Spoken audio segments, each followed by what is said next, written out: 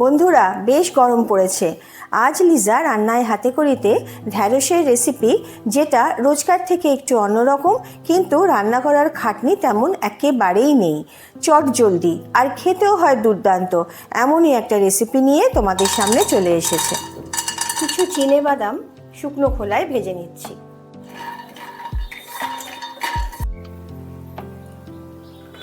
একটু মুচমুচে করে ভেজে বাদামগুলো ঢেলে রাখলাম।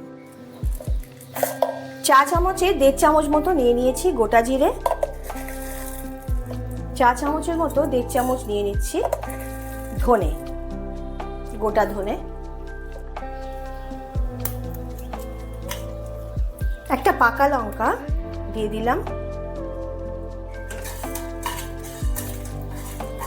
একটু ড্রাই রোস্ট করে নিতে হবে।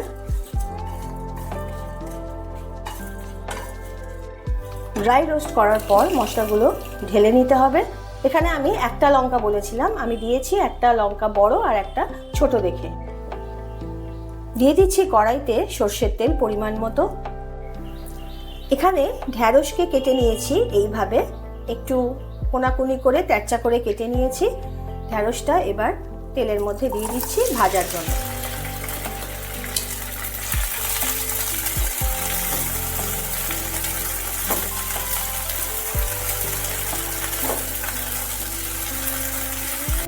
দিয়ে দিচ্ছি পরিমাণ মতো একটু লবণ।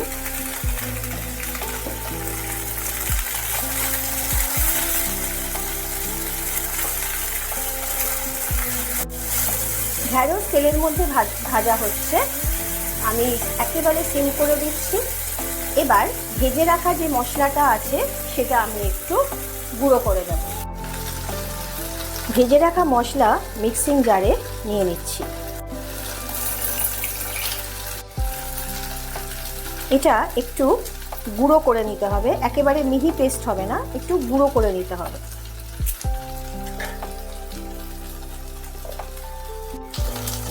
এইভাবে একটু গুঁড়ো করে নিয়েছি ভেজে রাখা মশলা। ঢ্যাঁড়স ভাজা হয়ে গেছে, এবার আমি একটা পাত্রের মধ্যে তুলে রাখছি। অল্প আরও একটু তেল দিয়ে দিলাম। তেলের মধ্যে অল্প করে দিয়ে দিচ্ছি কালো জিরে, অল্প করে দিয়ে দিলাম গোটা জিরে। মশলা হয়ে যাওয়ার পর আলু নিয়ে নিয়েছি, এখানে 3টে ছোট ছোট দেখে আলু নিয়ে নিয়েছি, এইভাবে কুটে নিয়েছি। আলুটা দিয়ে দিলাম কড়াইয়ের মধ্যে।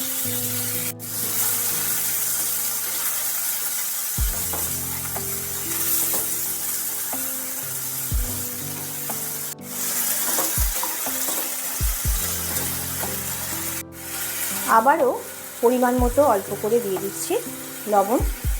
লবণের পর দিয়ে দিচ্ছি পরিমাণ মতো হলুদ। ভালো করে একটু নাড়াচাড়া করতে হবে। নাড়াচাড়া করার পর 2-3 মিনিটের জন্য গ্যাসের ফ্লেমকে মিডিয়াম টু লো রেখে ঢাকনা দিয়ে দিলাম। মিডিয়াম টু লোতে থাকার জন্য আলু ভাজাটা কিন্তু একেবারে হয়ে গেছে, একটু লাল লালও হয়ে এসেছে। এবার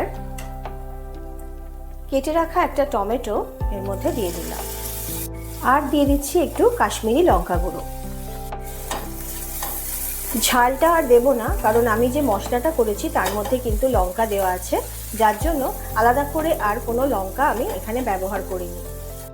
যারা ঝাল খেতে পছন্দ করো তাদের জন্য বলছি, পারলে 2টো কাঁচা লঙ্কা এর মধ্যে দিয়ে দিও। এবার ভেজে রাখা ঢ্যাঁড়স দিয়ে দিলাম এর মধ্যে। ভালোভাবে একটু নাড়াচাড়া করতে হবে।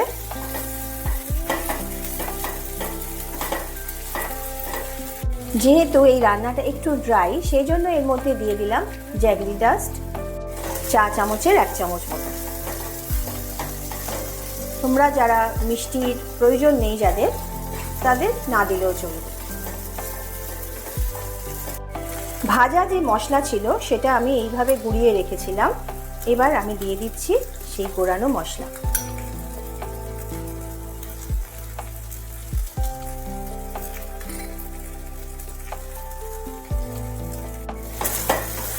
মশলা দিয়ে ভালোভাবে একটু নাড়াচাড়া করে নিতে হবে।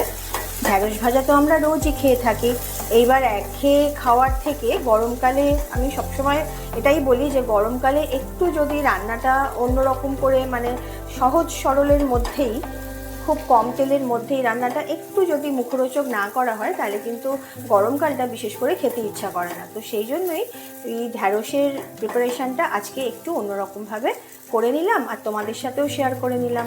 তোমরা অবশ্যই কিন্তু আমাকে কমেন্ট বক্সে জানিও কীরকম লাগলো আজকের রান্না।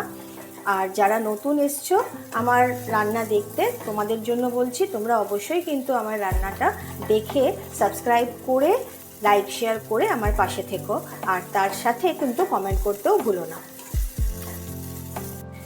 একটু তিল নিয়ে নিয়েছি, তিলটা এবার এর মধ্যে একটু ছড়িয়ে দিচ্ছি। দেওয়ার পর একটু ভালোভাবে নাড়াচাড়া করে নিতে হবে। সব শেষে দিয়ে দিতে হবে ধনেপাতা কুচোনো। ব্যাস রেডি হয়ে গেল আজকের একটা স্পেশাল মশলায় ঢ্যাঁড়স। ঢ্যাঁড়সের এই রেসিপি কিন্তু তোমরা অবশ্যই গরম ভাতে হোক বা ওই রুটিতে হোক, যারা রুটি খাও ভাত খাও না তাদের জন্য বলছি, তোমরা কিন্তু দুটোতেই খেতে পারো। সব কিছুতেই কিন্তু প্রথম পাতে হিসেবে দারুণ একটা রেসিপি। তাহলে বন্ধুরা আজকের মতন কিন্তু রান্না এখানেই শেষ হলো, গ্যাস ওভেন বন্ধ করে দিয়েছি।